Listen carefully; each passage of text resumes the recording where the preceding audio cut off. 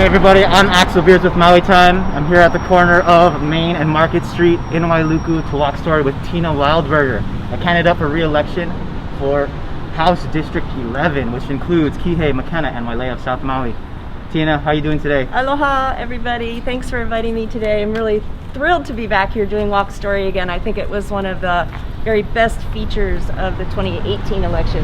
Oh, thank you. You know, it has been 2 years since we last Walk Storied, and a lot has happened in those 2 years, to say the least. Why are you running for re-election in such crazy times? So, I'm trying to stay on mission, which is to bring accountable and responsive government to the people of Hawaii, not just to South Maui.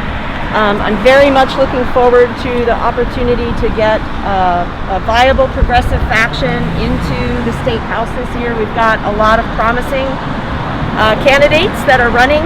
Most of the others are on Oahu, but we've got some really good chances of getting a better progressive voice in our state house this year. I'm really excited.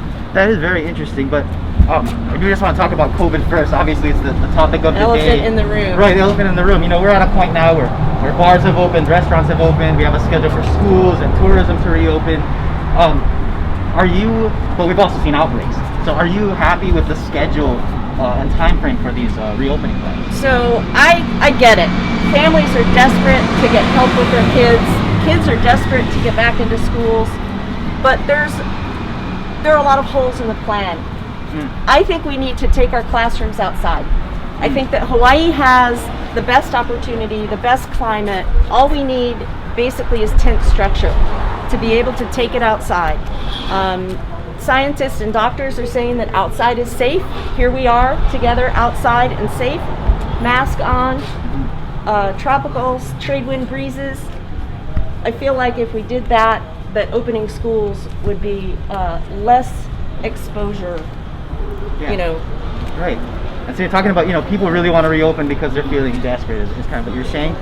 So, right now in Washington, they're debating the $600 unemployment plus up, which doesn't look like it's going to happen. The second stimulus check. Correct me if I'm wrong, but at the state, you guys are thinking, are you guys past the $100 for the plus up, $500 for rental assistance? Rental assistance for folks that qualify, that are a certain AMI qualification. So that leaves a lot of people without help. Yeah, that's a lot of people whose that? Incomes have been destroyed. Well, the state's doing everything we can, right? With the cavernous lack of federal leadership on this that we desperately need, that we haven't had. The states are doing everything they can. The counties are doing everything they can. I'm loath to criticize the efforts that have been made by everyone that has been working on this. But I feel like, especially the unemployment situation, we still have over 17,000 people that have not received a dime. My office is ringing off the hook. I have publicized that I will help anyone who hasn't had any success in getting HUA or unemployment benefits, that they can call my office and I'll do my best to get them the resources. There are other resources available from county programs that are offering assistance, rental assistance, income. I feel like had this program been fashioned after a UBI, a universal basic income, rather than through the unemployment department, which is a specific quasi-private public setup that basically takes care of the construction industry workers when they're on again, off again, doesn't fit the model for mass unemployment. So there are holes in all of our systems.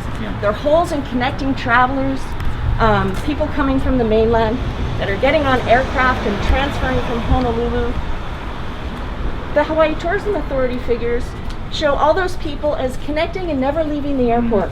Well, they don't leave the Oahu airport, but they leave the Maui airport, and here we have these blooms of COVID that are happening. So our systems are not perfect. We can make some improvement, I think, but with all the sacrifice that has happened from everyone since March, to only have continued outbreaks, it's very frustrating, and I think people are fatigued. I know I'm fatigued, and I haven't had my life destroyed by this. Right. It's a very difficult situation. I think there are areas for improvement. We all have to work together. So you know, a lot of people might be really on board with that UBI idea, right? But we're already in this place where there's the governor said, you know, $2.3 billion budget shortfall for next year. What are some of your ideas for adapting to that tighter budget if you're reelected and you go through that budget process again? So we need to see this crisis as an opportunity, right? If we could employ Green New Deal concepts and get people working, create efficiencies in our building infrastructure to save money on energy, I would like to see the state stop the extraction of HMSA, who takes $250 million a year out of our state budget, and start self-insuring for both the employee the employee state benefits program as well as Quest. There are several states that are already doing this. I have personally witnessed too much cozy with leadership and HMSA lobbyists, along with HGEA, who did not endorse me for a reason. It's time to get those organizations out of our state budgeting, and our state could save, as I said, $250 million minimum a year. And we can use that money to employ people, to create programs, to improve our infrastructure, and the list is long. We could take care of our homeless problem. We could, it's all a matter of what we would like to see our tax money spent on, right? We don't have a lot of tax revenue now. We've got to get to the other side. So efficiencies are where we can make improvement, I think. So, we talked a couple of years ago, and it was kind of on the same question of how we can get more revenue. And some of the things you mentioned from our last interview, you mentioned the legalization of adult use recreational cannabis, and you also mentioned raising the minimum wage. What has happened in the last 2 years? Are you still committed to those goals first, and what's happened in the last 2 years towards those goals? Yeah, absolutely. The State House brought by a very tepid minimum wage bill. They were going to do, I think, $13 an hour in 2024 or something, which was insufficient. And now we're seeing all of our essential workers are also our low-paid wage workers, right? Every cashier, every grocery store, every bank teller, all of these folks. So now our essential workers need an essential wage. If they're so essential, let's pay them essential. So I still support a $15 minimum wage. 15 is getting to the point now. I mean, I've been paying 15 since 2015. Wow. Now we're starting to get close to needing $16, $17 an hour. So that did not end up making it through the very few bills that got passed this year.